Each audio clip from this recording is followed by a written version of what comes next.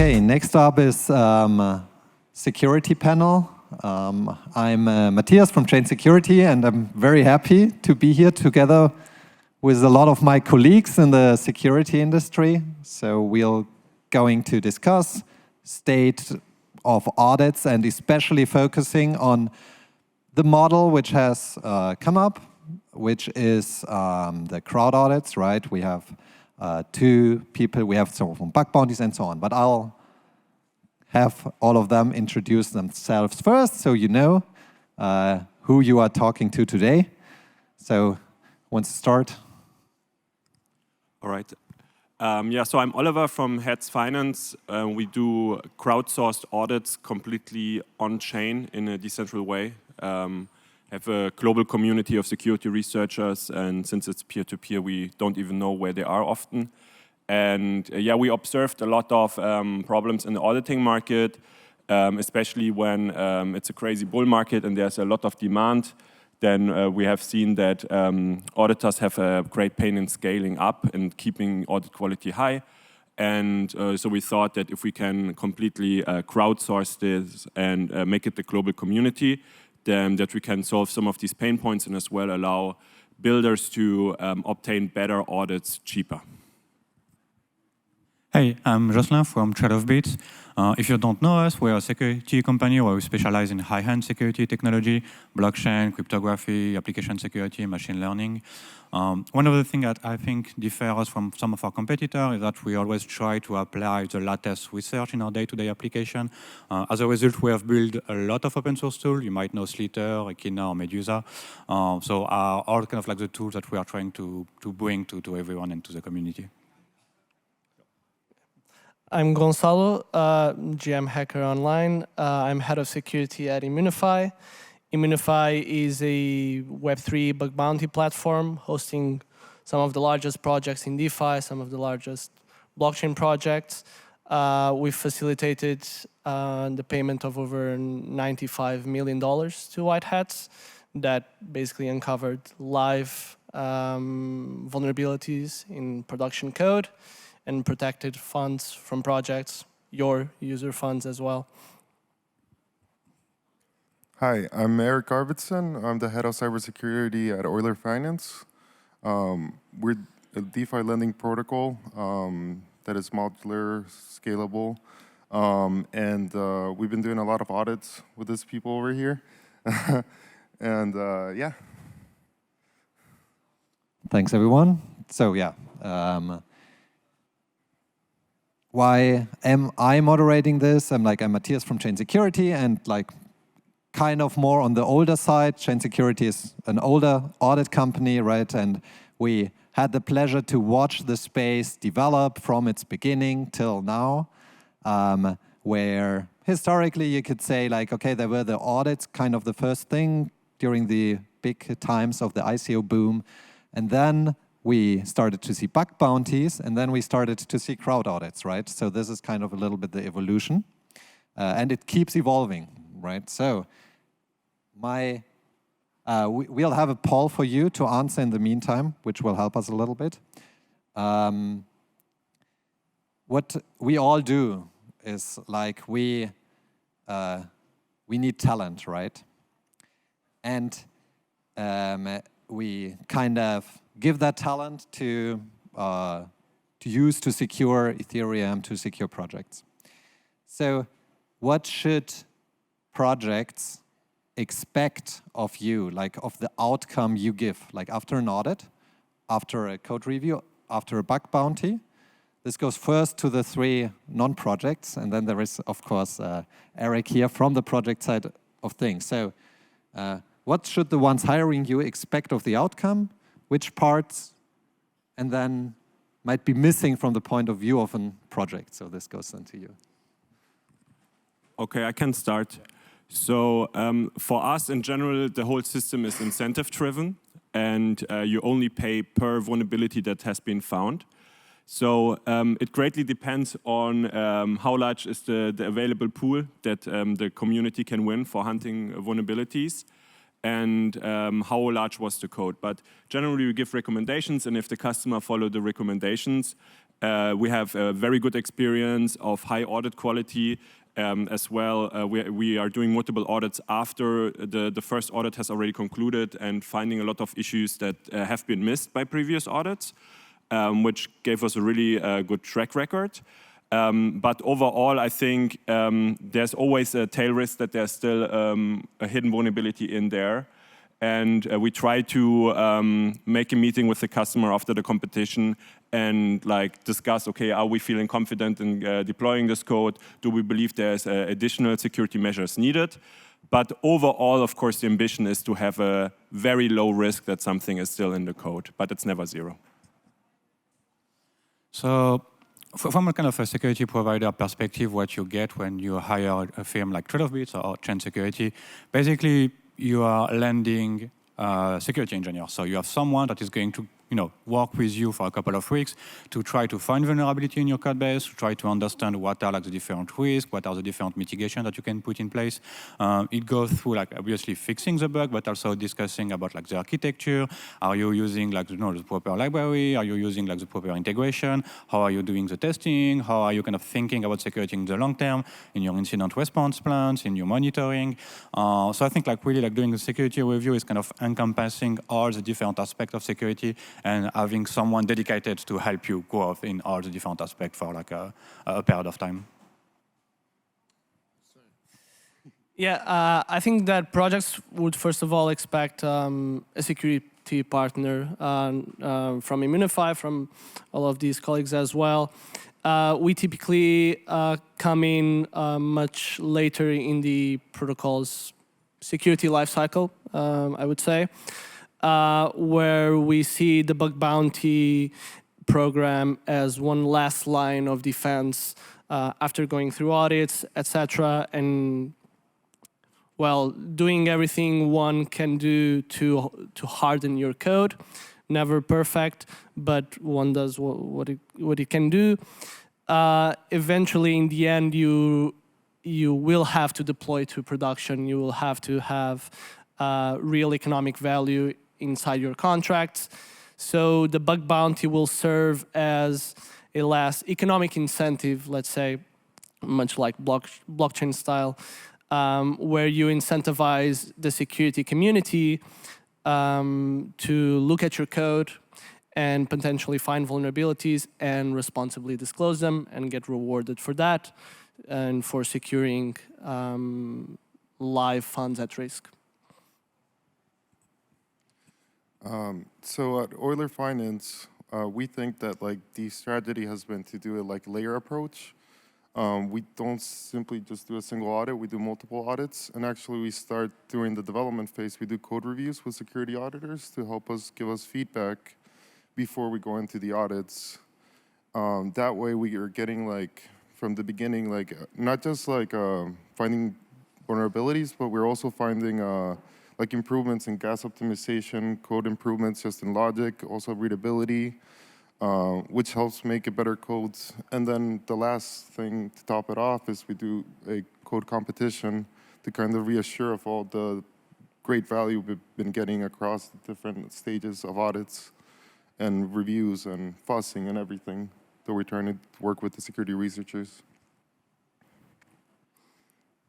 On this, like, one thing we always have to do, except for bug bounties, which usually are like always ongoing, right? We have to think about how long does it take? How long do we want to spend on it, right? And this is very different between crowd audits and traditional audits.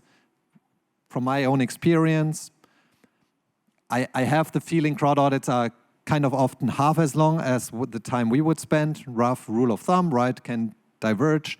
Some crowd audits are very long, but most are very short. But we also have seen differences between traditional auditors estimating the length of a review, and as you might know, like it's time is money, also in this business.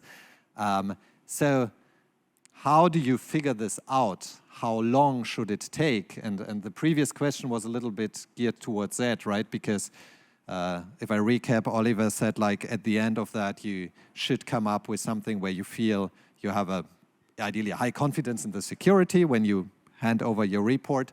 It's a stand I share. There is the other take of like you had a dedicated time for it, right? And you get that time, but how do you estimate if you say like this is a project, let's say like Euler, and you know in the end they need to be secure, right? They are going to handle money which will make you headline if they get hacked, right? And how do you estimate how long does it take to become secure? And again, at the end, to you, but yeah. So yeah, I can go first on this one. So like the question is, how do we estimate how much time do we need for like reviewing a code base? I think the first things to kind of acknowledge here is that security is not binary. It's not it's secure, it's not secure. It's more granular, right? Like it's how much can you spend versus how much can you achieve. So when we have like a new client and they're like, okay, we have like this code base, we want to understand how much time do you feel you need to be confident. We are going to look at the code base, we are going to look at the size, we are going to look at the complexity based on what we know from the previous audit. Usually we can do like a pretty good estimate on how much we need to get some confidence. Let's say it also depends on the complexity, because if you are building something really new and it's like 10K line of code, we might not have the time to go in depth into all the components. So what we can do is usually like a first review where we are going to get like a good understanding of the code base. We are going to focus on some specific component, and at the end of the review, we can also provide advice and recommendation, such as like, for example, look, this component was not totally covered. We have found a couple of things, but there are probably more to be found. So we will recommend you to also focus a bit more time, either do like an additional review, do a bug context, or even like do like an internal review, more focus on this, or write invariant, or all these type of things. So my TL here is we can do like an estimate on how much we need, but there is also like a lot of back and forth that are going to go through the code review that might give you some insight into what should be the next step for yourself. So for us, it's different because we are not conducting the audit ourselves. But before we do a review of the code, and then based on the complexity and pure lines of code, we're giving a recommendation, which usually is between 10 and 14 days. But often as well, if it's like 8,000 lines of code plus and complex, then we will tell them like 3 weeks. But honestly, it's often very tough discussions with the customers, because they say like, no, we only have 2 times, you want to deploy afterwards, and often good advice falls really on deaf ears. But what we try to do is, while the competition is running, we're constantly talking to the good security researchers that are participating, that we know, and we ask them like, hey, what do you think of the code? Are you within time? Or they will as well ask us like, hey, can you extend this? And we often extend the audit competitions for another week or so. Sometimes we even increase the pool size. And that is often me just being in the DMs of some founder and harassing him like, hey, please, we need more pool size, we need more time, like this is not gonna be the quality that we want to offer to you. Most of the cases I'm successful, sometimes I'm not.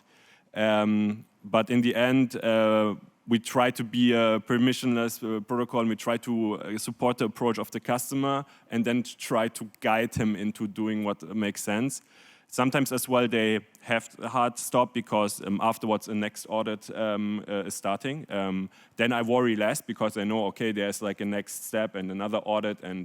But yeah, it's difficult, and I think it will become even more difficult if the market is getting more crazy. In the bear market, it was easier to keep them, like in line and remind them that security is important. But if they feel pressure, they need to deploy next week because someone could fork their code and slap a token on top. Yeah, it's going to be a tough time for us security professionals, I think. So. Yeah, I totally understand what Oliver is saying. Not just the rush to deploy, but also even just the fact that perhaps the more time a protocol will have an audit going on, maybe it needs to pay more, right? So there's that constraint, which is maybe the biggest struggle of an audit will be that it is time bound, right? Where basically as much as a good talent as they can be, they have a limited amount of time to review the code, getting familiarized with it, and trying to find vulnerabilities. Essentially, this happens both in traditional audits and cross-sourced audits. it's pretty normal. That's why I also very much enjoy the like Swiss cheese model, like the layer model, as Erik was saying, where you have multiple audits if possible. But most importantly, and hopefully the industry will start growing towards that, is that it is very important to have a security partner, essentially. As Josselin was mentioning, it's not just the audit report output that you have, but also all these conversations and all those advising on what you maybe should be doing. Maybe this pattern will lead you eventually to struggles, etc. And of course, at the end, the bug bounty will precisely meet in the middle with that point where basically you have some security researchers that don't have a time constraint, so they can be months looking into your code and getting specialized into it and potentially find more bugs. At Euler, what we found is that like one of the big indicators of when picking an auditor is like if they're evaluating the code that they're gonna give us a quote is based on lines of code or actually understand the complexity, because that really ties into the time. And I've noticed that people that only quote by lines of code and don't really understand the code and the complexity usually end up being bound, like you say, to the time constraint. But it's not like that easy, because like, you know, you are getting a quote. It's not like you're going to get extremely familiar with the code. They try to do their best job giving you a quote, but it's never perfect. And we work with auditors that they've asked for extensions just because like they can't get it all done within that time. And it's nice when you get transparency from them to kind of what you said, like if you know that it's not going to get fully covered, you at least get visibility early on that like this probably needs more time to get audited. So most of here never got an audit. No. It is, but still quite some got one or many, right? I'll get to an interesting question right after this one. Quick follow-up on this, like you mentioned, sometimes there's not enough time, right? And the same applies to everyone, right? So how should I as a user, if I read a report from hats.finance, from Trade-off-Bits, from ChainSecurity, where do I find this information that it's not enough, all right? Do you feel you are the one who has to tell the public? We know the client is kind of the project, right? But still, it's your public report out there. Should it state this warning that this audit was like a limited review? It's always limited, but limited in a sense of, please be careful here. So on our side, like all our reports have like a long coverage section detailing where we think there is like, improvement to be made. But say in practice, I don't think people read the report. Like there is a lot of emphasis, like you should have a public report, whatever. But I'm pretty sure even if we were having like a report, a public report from us saying, don't use this protocol, it's trash, I'm pretty sure no one will read it and no one will notice it. So yes, you can find this information. I'm not sure people really will have any takeaway from it. Mm-hmm. My perspective. Yeah, so my view, unfortunately, until now, is that security is the job of the team and the community, and the user doesn't really care. Exactly like the users usually don't read audit reports. In very extreme cases, for example, we had one case where great team, great project, but they just didn't have the money for a decent pool size. And in the end, we didn't take any money from them, but we didn't give them an audit report because we just said, like, we don't consider this to be an effective audit. We don't have confidence in this. We will not, like, make a report for this and publish it. But usually, well, we are not auditing it itself, it's the community, and all of it's happening out in public. So the way our audits work, you have a GitHub repo, and you see in real time all of the issues are getting created, and you can even, the discussion between the security researcher and the team is public as well in the comment section of those GitHub issues. And at the end of the day, we can only go through those issues and check, like, how many are there, how's the quality, how was the discussion, how was the people that participated. If we have a really bad feeling about it, we are not penalizing the team as of now. Maybe in the future we will do it, but we will very directly and clearly word it to the team. And then in the end, I feel a little bit like a lawyer. Yeah? I'm telling like, hey, this is the risk for you. And then the team has to make a decision themselves. There's some risk for our reputation in this because if the customer completely ignores our opinion. But so far we are not shaming customers publicly, and I think it's as well a very difficult topic. So yeah, in very extreme cases we are refusing to make an audit report, and otherwise we're not. But if you have an audit report out there, in general you say like we have high confidence at this point. High confidence as much as possible, yeah. So. Okay, and also like I can imagine if a bug bounty hunter would see there is a report which says low confidence, many things missing, right? Then obviously they'll spend a lot more time on this one because it's just more likely that they'll find some. So to me personally, it's actually a service to the industry to be more transparent, to be more clear, and basically to say, look, this is what it is, and take it, but not to hide this information which we have really as auditors. Give a public report, but state what it is, right? Be an independent third party, but yeah. You were going to talk first, yeah? Yeah, I just wanted to say, like, at least on our end, like, what we're doing is we're sharing the reports on our GitHub repo next to the code. We have, like, a report section with audits. And I guess I haven't seen auditors actually, like, put a disclaimer, like, of what they didn't find or their level of confidence. But, like, they do leave, like, informational things that I think other auditors can take a look and maybe explore in a deeper because they have more time or they're taking off since we like have like done audits one behind another, like overlapped. And I think like that sharing of information and transparency, like I think helps the other auditor find new things that the first auditor didn't find. Would you publish an audit which says low confidence?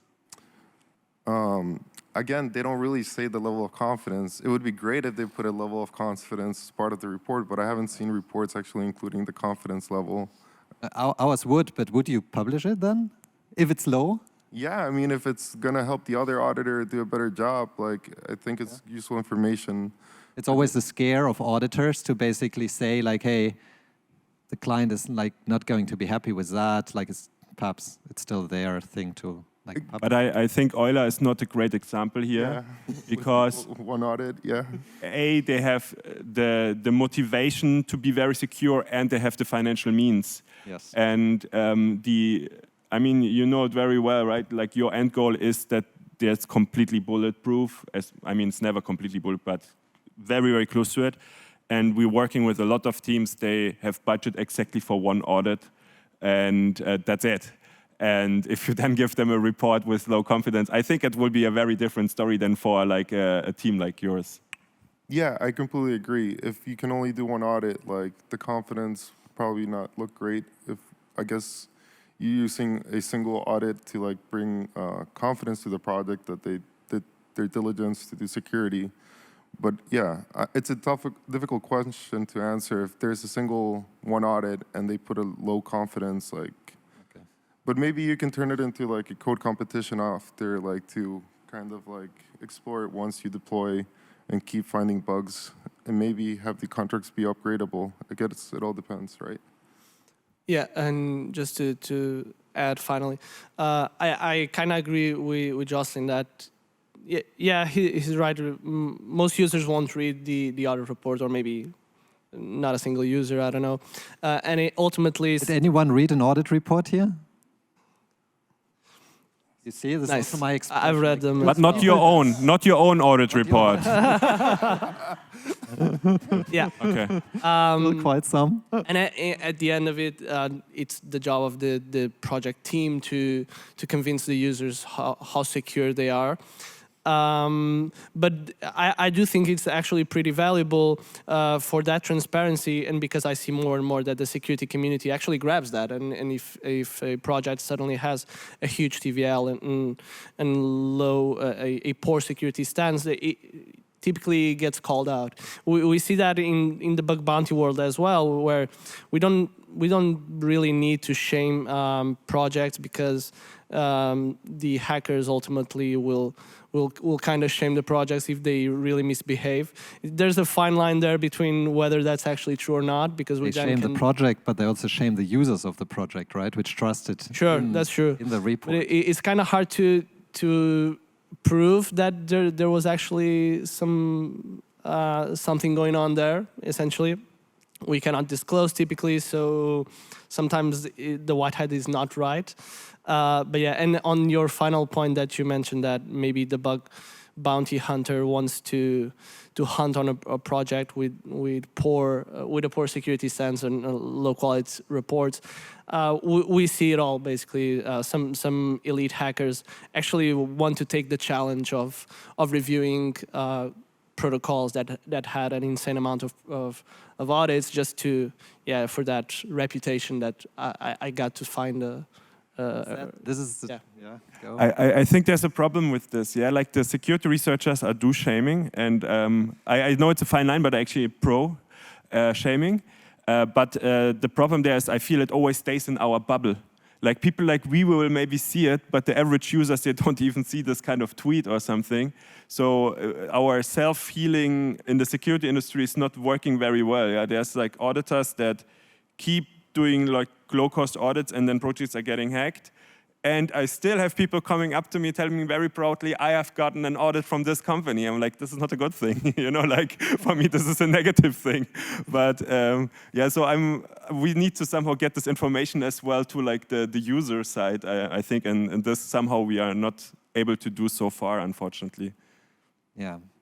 Yeah, it falls back into the question of like one deep audit with one, right, versus many audits on the other side, layered approach, right? Pros and cons were already discussed on this.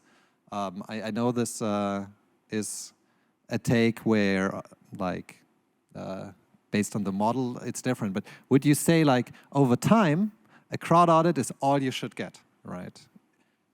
Is over time the thing where you basically say, no, go to the best auditor you can find, pay them for the amount of time they say, be it 2 months, so be it, right? Or do it perhaps the Euler approach currently, which is hire a lot of people, follow it up with like, 1.2 million, 1.25 million code competition, like basically a crowd audit, right? So what to do? I think at the end of the day, it's a question of budget. Like security is how much budget can you put? And with infinite budget, of course, we can do everything. How many? But if you aren't, you might have where's the biggest budget? bang for bucks, right? I think it's more about, okay, you have some budget for security, how can you use it in an efficient way? And maybe doing 5 different audits at the end of the development is not the best usage of audit or bug comp test. It's not the best usage of your money. Maybe do one code review, halfway through your development to get earlier feedback. It's what we call early stage review, where we review like proof of concept or work in progress code base. Maybe some component is not fully fleshed. Maybe they don't know about some architecture, and you can have like an earlier discussion just to get, some of the things set done correctly, and you have like a stronger foundation. That at the end, maybe you don't need 5 different audits, maybe you just need 2 because you started early on. So it's really about, you have a budget, how can you first increase this budget, and how can you use it efficiently? We have seen also like, some team having 10 marketing people in their team and no one with security in the title in the organization. It's usually an indicator that maybe the priority is not on security, and it's kind of like a red flag, right?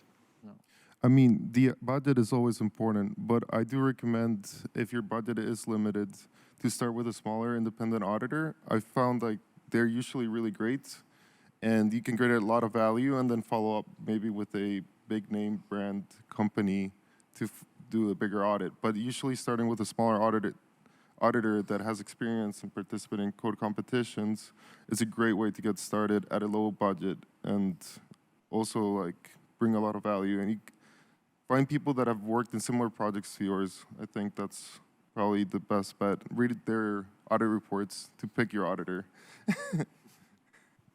So I believe you always should get more than one audit. And I think even though there are some companies that have earned the right maybe to claim we can do it with one audit, like for example you guys or Open Zeppelin or ChainSecurity, yeah, that could even say like, if you do one audit with us, we are confident. But even though I think no auditor should have this confidence and this ego to say like, just do one audit with us and you will be secure. So from my opinion, the best approach right now is to doing one audit with a firm, and then as well like make sure to do like an architectural review and like a best practice review with them, and then do an audit competition.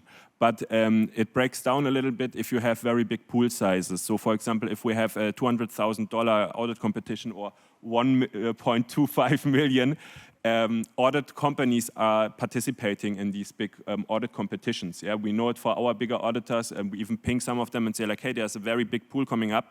Do you want to compete with your firm?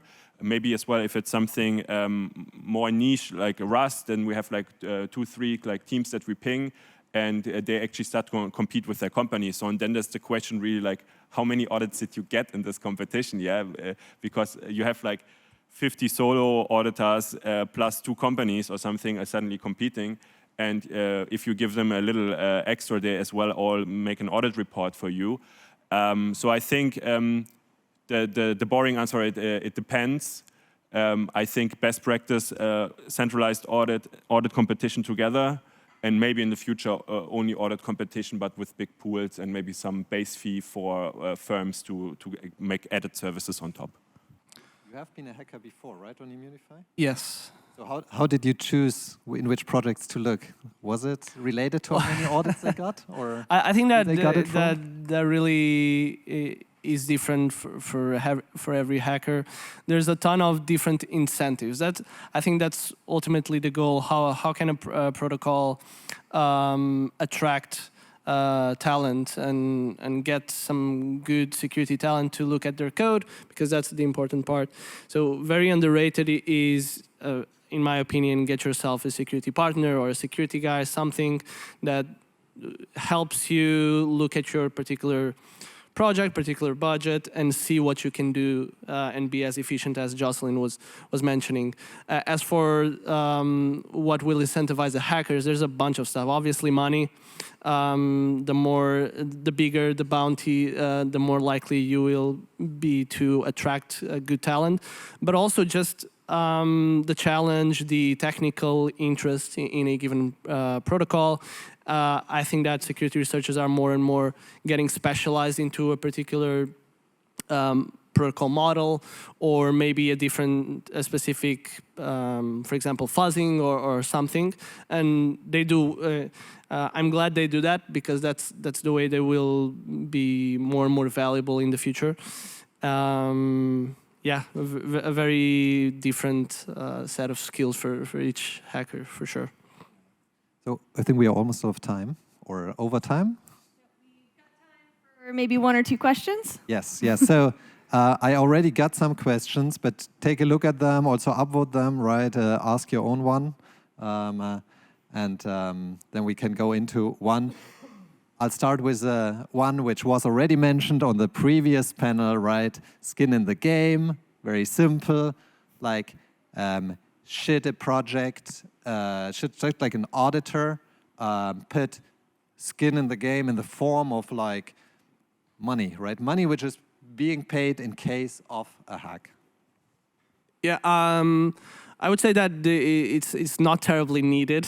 I mean, I do enjoy those models, and it seems like a competitive advantage sometimes. Some auditors will put skin in the game. Sherlock, for example, puts coverage in bug bounties and Immunefi. I believe that you could also put like money in vaults on hats, I think.